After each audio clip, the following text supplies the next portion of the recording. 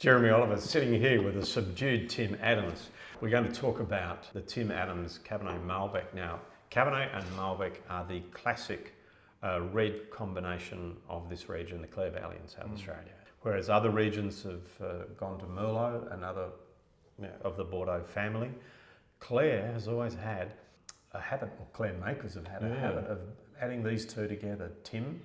Goes a long way back. When I started working with Mr. Mick, I remember tasting the very first wine I tasted with him at Celador was 1971 Bin 56, which was, of course, Cabernet Malbec. It was delicious, and I fell in love with it right there and then. Bin 56 was the wine of my university years. Well, it was wine of my study years as well, so snap. Wow. And the history of that, of course, was that it was developed partly by Max Schubert and Mr. Mick, Napstein, and Rolly Burks of Wendouree fame, and brother Hanlon at Seven Hill. Everyone who was on the train at the time decided that Cabernet Malbec was the next best thing from Clare after Shiraz, and of course it became very popularised in the 60s and 70s. It was a common blend around the district. Wendouree, Stanley, Seven Hill Cellars. And then later on, other people have taken it on as well and perpetuated it. In these wines, we can see why. And this wine, this vintage of this wine just shows you perfectly why this combination is so amazing. For a start, it's a 6-year-old wine selling for around about $25. It's classic Cabernet. When you get a Cabernet-based wine from Clare in a good year, we're talking about a wine that has the capacity, Tim, of going forever in the bottle, lasting for decades. Yeah, many They're years. so stable.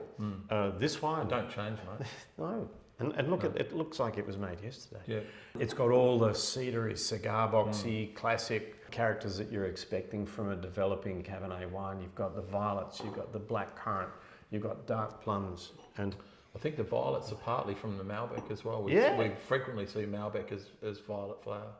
And it's delicious. It's glorious. So it's a real crying shame for many people in and around the Australian wine industry that makers are finding it so hard to sell good Cabernet wines. I personally have no idea why that's the case. Maybe it's because too many makers of Cabernet have tried to make them like Shiraz and not been confident enough to let them do their own thing, as this one has done.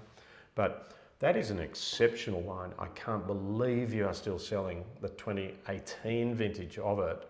Having said that, if you're a potential wine buyer and you're curious to see what $25 can actually get you in Australian wine, and I'm one of those people who still say with absolute surety and sincerity, if you only have $25 to spend on wine in Australia, you can still drink like a prince. And this wine shows you can. Well done, Tim. That's an amazing effort, and you learnt about that here on Oliver's Wines.